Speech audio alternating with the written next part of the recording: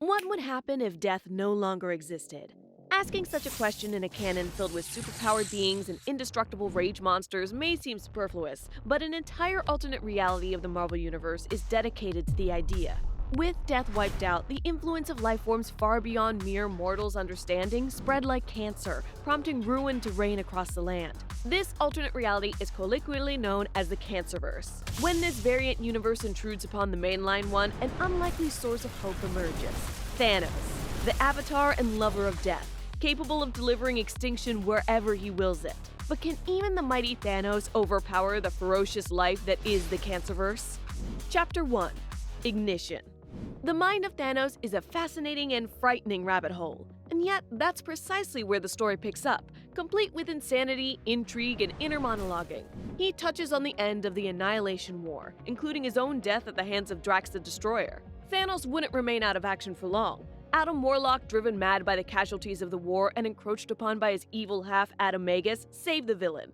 Encased in a regenerative cocoon, Thanos would be discovered by the ships of the Universal Church of Truth and returned to their home planet. Ironically, they believed him to be the returning Adam Magus, the aforementioned alter ego of Thanos' savior. Boy, were they wrong. He'd single-handedly killed and driven off every single citizen on the planet once he was awakened. To be fair to the guy, he wasn't entirely in his right mind. But would it have turned out any different if he had been? Nevertheless, the Guardians of the Galaxy subdue him using a piece of the cosmic cube and keep him contained in nowhere with a sophisticated array of chains. It turns out, we aren't the only ones rifling through Thanos' recent memories. Mantis has been probing the corners of the villain's mind, trying to uncover the reasons behind his massacring the Church of Truth. But this only made Thanos more unstable and upset, which understandably worries Moondragon. She is strongly in favor of simply offing him, but Rocket Raccoon and Star-Lord resist. Rocket makes a sound argument. Thanos is a big deal. He's been Death's avatar. He's part of the game the giant abstracts like Eternity and Oblivion play. We're little people. We can't touch him until we understand the consequences. Speaking of which, massive consequences await Richard Rider, aka Nova, as he chases the imposter Quasar through space to an unknown destination. Meanwhile, the real Quasar receives Rider's distress signal and moves to the front line of the fault, a massive tear in the reality in deep space. Turns out that's where the imposter is headed as well, rendezvousing with a massive fleet of Universal Church ships. But as Rider spears and spars with the imposter aboard one of the capital ships, the appearance of another figure reveals the answer: Adam Magus, the evil warlock, with a galaxy's worth of planets in tow from the other side of the fault. These celestial bodies don't infringe long as they are detonated by Magus' forces, sending an unfathomable shockwave across the front line. Nova receives backup from the real Quasar, but the two are forced to cover each other with the blast of the planetary detonation. Elsewhere, the Guardians are caught completely unaware when Thanos explodes through the wall of the containment cells. But wait folks, it's not over. In fact, Magus isn't even the brain trust in the aftermath of the incursion. Both Magus and the imposter Quasar fall to their knees before an even greater figure, a demonic variant of Mar-Vell, known as Lord Mar-Vell. A new era of life dawns for Earth 616, the same as that of Earth 10011, otherwise designated the Cancerverse. Before exploring this Cancerverse, remember to subscribe to Plot Armor Comics. Chapter 2: Endless Life. The Cancerverse will spread through the fault like its namesake in the days ahead. But the story returns to the days of the Annihilation 2 years ago, when Nova and Star-Lord could afford a breather in between their bouts with baddies. During this respite, Peter Quill broaches on the topic of the abstracts getting involved in the war, specifically death. If death comes your way and won't let you pass, you make sure to scream right back in his face. Cut to present-day nowhere, where Quill quite literally finds himself in Death's grip as Thanos pins him against a bulkhead. To be fair, he does return the Mad Titan's primal scream, as the latter is living up to his title. Having escaped containment following the detonation at the fault, Thanos has dispensed with the entirety of the Guardians of the Galaxy. Well, everyone except the most fearless of the team.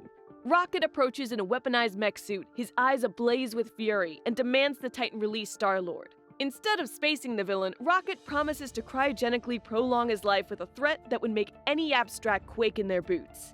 We know it's not death you're afraid of. It's life. That's what I'm threatening you with. Endless life. Rocket's gamble works. Star-Lord crumples to the floor, and Cosmo, Mantis, and Moondragon waste no time in subduing the Mad Titan. But they have no time to rest as a distress call comes in from the front line of the fault. The Inhuman royal family, along with the allied Kree and Shi'ar forces, bear witness to the invasion of the Cancerverse forces. The most notable of these are giant squid-like monsters known as the Many-Angled Ones that screech seemingly incoherent phrases as they attack. As the forces try to hold the line, the Silver Surfer observes from a safe distance away. Could the World Eater be nearby?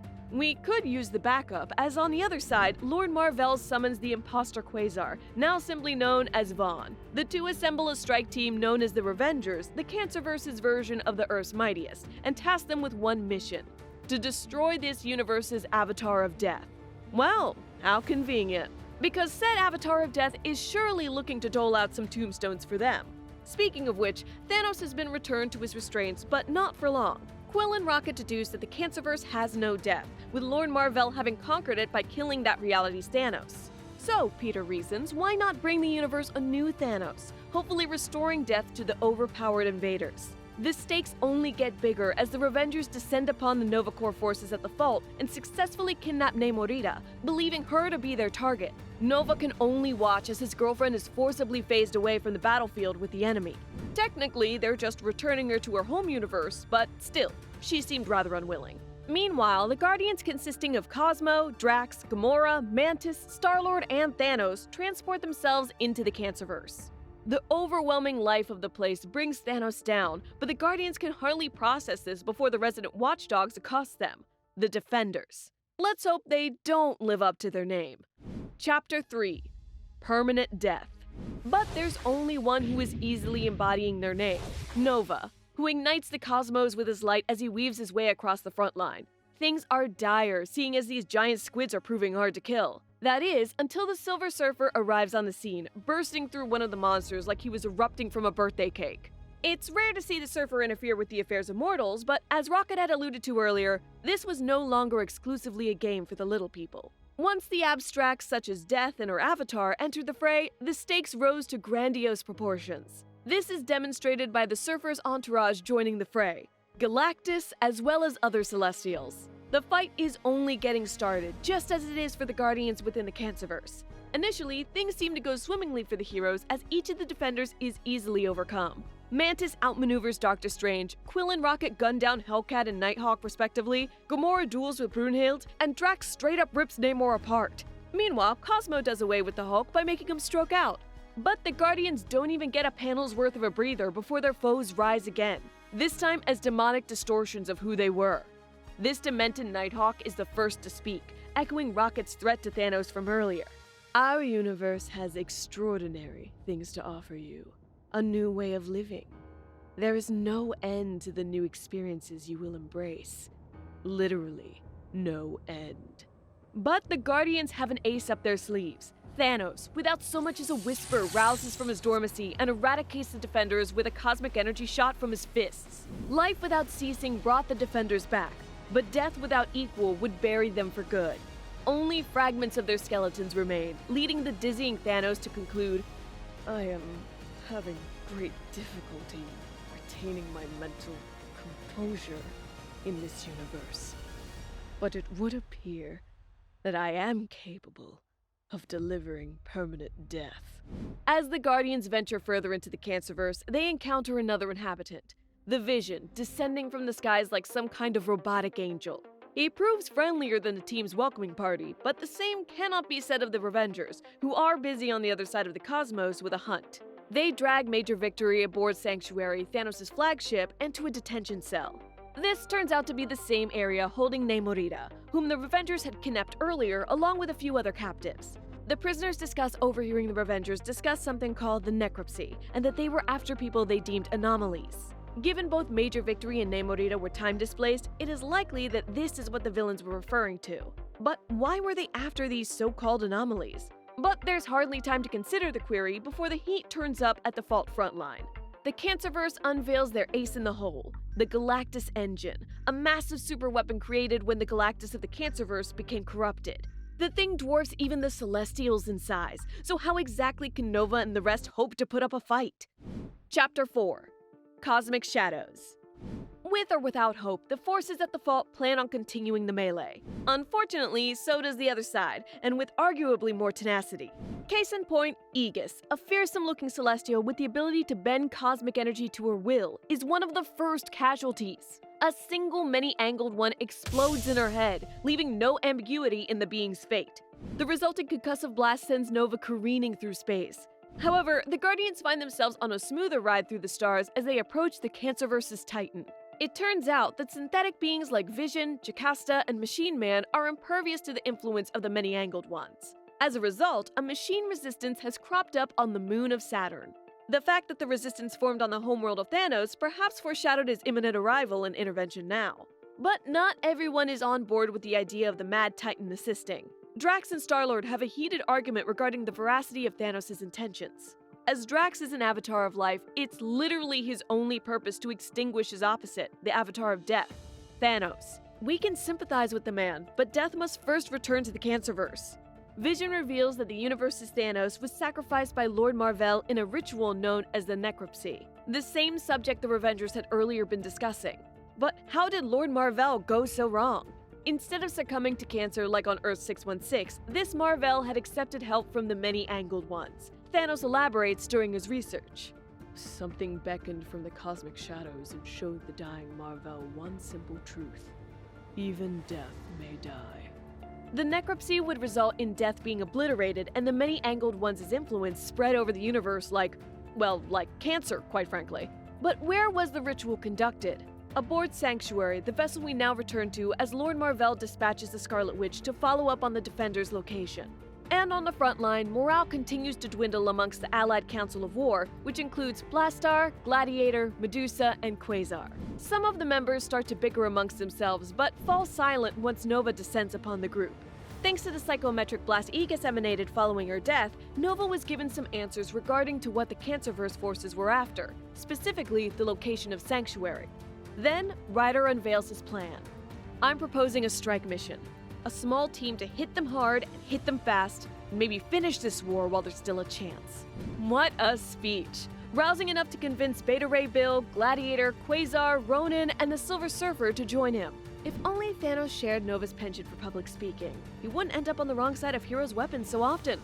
But he doesn't, and so he provokes his avowed opponent Drax in a war of words. On the eve of reversing the necropsy, no less. But Drax is similarly single-minded and blasts Thanos through a couple of bulkheads as the Guardians helplessly watch. Drax takes advantage of his opponent being grounded and shoves an antimatter charge into the Titan's chest. A moment later, all hope is disintegrated as Thanos dies in a bluish-white zap of energy. Drax seems happy though. Chapter 5: The Death of Life.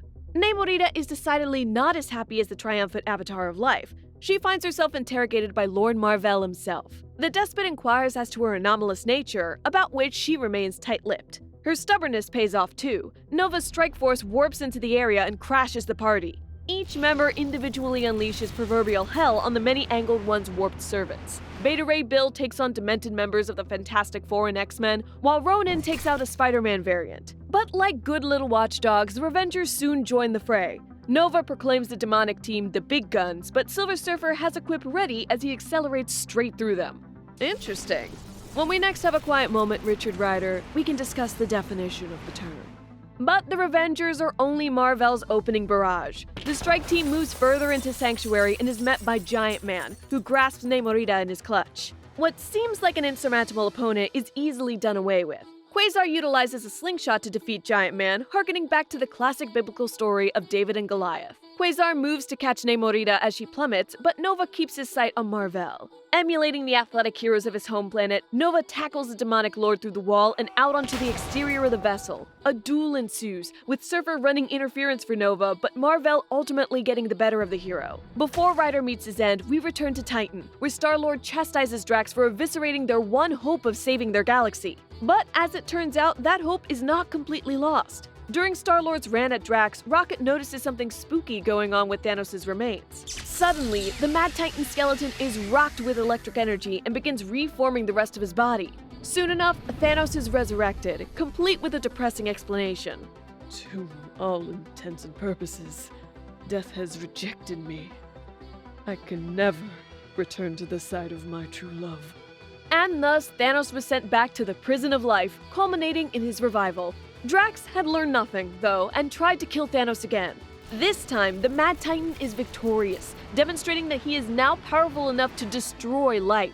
But Drax's demise sets off a chain reaction by alerting Lord Mar-Vell to the Guardians' presence. With his Revengers in tow, Mar-Vell beams away from Sanctuary. Their enemies are now gone, and Nova and Namorita take the time to regroup, while Gladiator and Ronan successfully free the prisoners, among which is a major victory. The futuristic hero can enlighten the team as to what the Revengers are after. When Namorita, Nova, Quasar, and Surfer are en route to Victory's position, one final trap from Mar-Vell is initiated. The ship detonates, leaving only a cooling supernova in its place, just as the situation on Titan worsens following Drax's death. Star-Lord implores his team to get ready for a fight, which they promptly receive. A secondary squad of Avengers consisting of Captain America, Hawkeye, War Machine, and the Wasp, led by the Scarlet Witch, rain down weapons fire that shreds Vision to pieces. Now is the time for Thanos to test himself.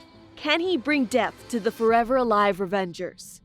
Chapter 6 of No Consequence. Yes is the answer. And no. Yes, in that Thanos has proven he can bring permanent death to the Cancerverse. However, no on the account of the Revengers' furious assault on their position. Rocket and Star-Lord return fire, but Mantis and company begin to retreat to protect the Mad Titan. Captain America and the Wasp prove persistent and both come within feet of making contact with Thanos. But one participant is troubled by the conflict, Scarlet Witch, and she proves to be deceptive, having taken control of the Revenger team to cripple Mar-Vell's search for Thanos. The sight of Vision's broken body particularly troubled her and serves as a prelude to her subsequent dismantling of the Revengers. She aids the Guardians by rounding up all of her Cancerverse comrades and shuttling them through a portal. Star-Lord and company remain suspicious, so Wanda agrees to prove her loyalty by transferring the group to the necropsy site. Before they do, Thanos mutters some troubling words that reek of shady intent. You haven't been in charge of anything since we started down this road, Quill. You are of no consequence. None of you are. As if in direct rebuke of his words, Scarlet Witch then uses her natural talent for magic to send the group to the site.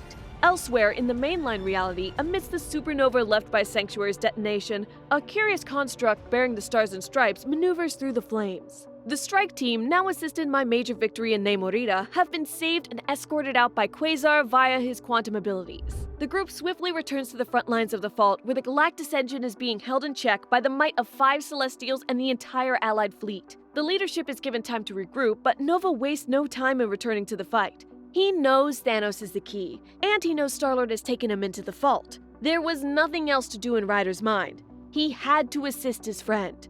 Depositing some of his power onto Quasar for the frontline defense, Nova resolves to join Quill and offer some firepower, which wouldn't hurt Star-Lord's chances, especially after the Scarlet Witch proved a woman of her word and sent them to the necropsy site. That is, the downed ruins of the Cancerverse analog of Sanctuary. And no sooner have they arrived than are they ambushed by the Revengers, now regrouped and at full power. The two forces converge as, back on Nowhere in normal space, Nova hugs Namorita goodbye and departs for the Fault. And boy is he walking, or beaming, into a mess. Sure, things are going well with Lord Mar-Vell and Thanos clashing, as well as their respective teams. But once the Mad Titan subdues Mar-Vell, something catastrophic and unexpected happens.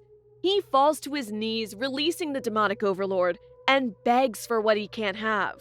Give me what I crave. Give me death. Give me the release of oblivion, and I will give you everything you want in return, my undying lord. Yikes. Star-Lord's mashing his panic button right about now. Chapter 7. Cheating Death. Rocket needs to take a look at that button because it's far too slow. So slow that Mar-Vell has time to summon the tendrils of the many-angled ones and seize Thanos. Basking in the reverence of his own glory, Mar-Vell calls for the ceremonial weapon to begin the necropsy and plunges it into Thanos' gut. The plan has completely fallen apart, leaving the Guardians at the mercy of the emerging tentacles. But a savior appears from the blinding light of the cosmos.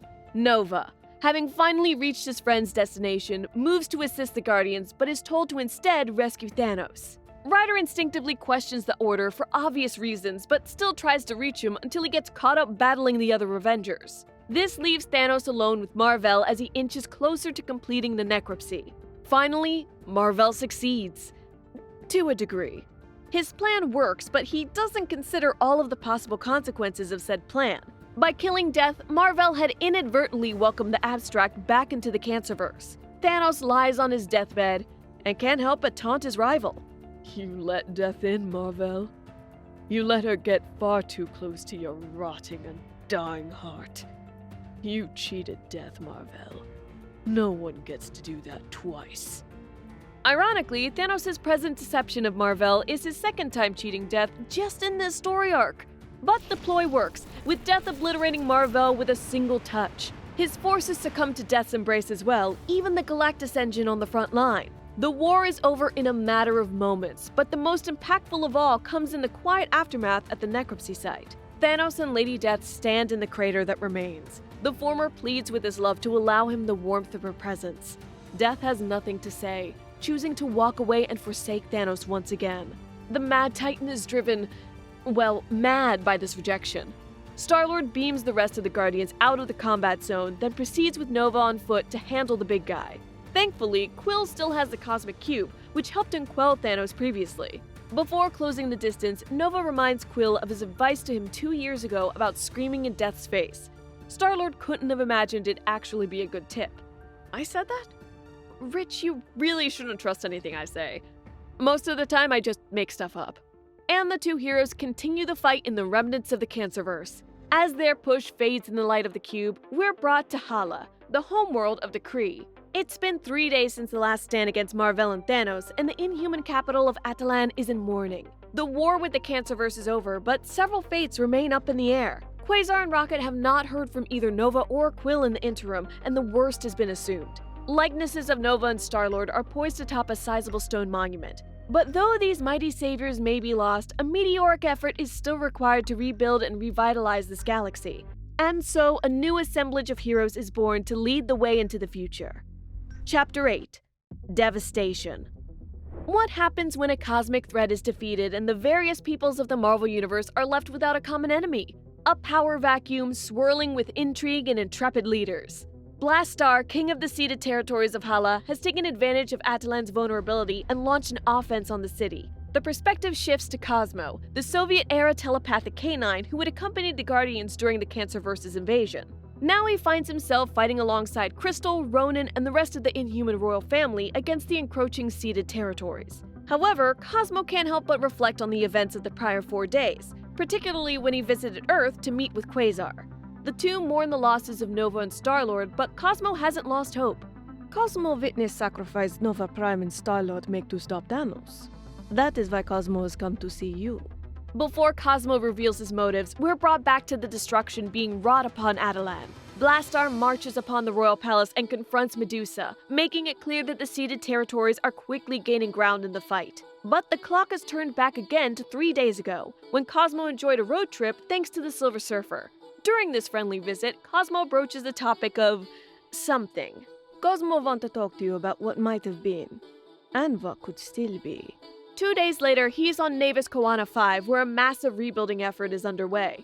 One of the individuals helping out is Beta Ray Bill. Cosmo implores him with the same opportunity presented to Quasar and Surfer. A day later, Cosmo visits Chandalar, the capital world of the Shi'ar Imperium, and receives an audience with Gladiator. Finally, Cosmo's motives are revealed when we return to the present day, amongst the debris of Atalan. Blastar grapples with Medusa and her voracious locks and comes out on top. But Cosmo returns with quite the entourage, every single super that Cosmo had reached out to in the days prior. Cosmo explains the venture. If all would cancel us do one good thing, and show that Star-Lord's dream was good one. The Guardians? They are gone. But they leave legacy. They show that galaxy needs protectors. The very best doing the very best. So Beta Ray Bill, Gladiator, Quasar, Ronan, and the Silver Surfer send Blastar packing back to the negative zone. As they do this, Cosmo thinks back to a specific moment with Star-Lord. While Thanos argued with Death after defeating Lord Mar-Vell, Quill shared a final wish with Cosmo. Having borne witness to the massive scale of the universe's conflicts, Star-Lord reached a sobering conclusion. The galaxy's going to need the biggest guns of all. Cosmic heavy hitters as scary as the menaces they have to face. It's gonna need flarking annihilators. Thus, the Annihilators are born, just in time to meet their final member, Icon the Space Knight. It never ends for the Cosmos. Thanos overpowers the Cancerverse, but not without some assistance from Nova, the Guardians, and Death herself. There are a myriad of heroes who stood against the Cancerverse, some of which will continue serving in the Annihilators. The Cancerverse is an indication that the question of life and death is exceedingly complicated. Thanks for watching. I'm Alexandra Macedo, and I'll see you in the next video.